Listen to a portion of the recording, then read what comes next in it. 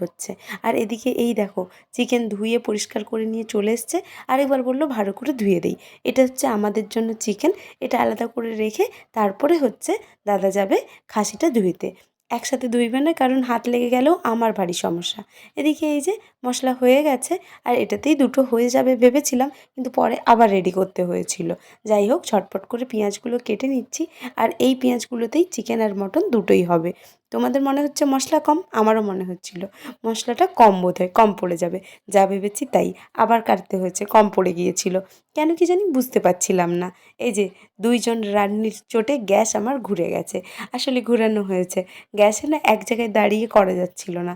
তো চন্দনদা বললো তুই ঘুরিয়ে দে, ঘুরিয়ে দিলে আমি এক সাইডে করতে পারবো, তুই এক সাইডে করতে থাকবি। আর আমি যে কী বক বক করছিলাম এই মুহূর্তে বলতে পারছি না, তো শর্টস হিসাবে দেবো, দেখো কিন্তু সবাই, হ্যাঁ। আর এদিকে এই দেখো চন্দনদার মশলা কষানো হয়ে গেছে, চন্দনদা দুর্দান্ত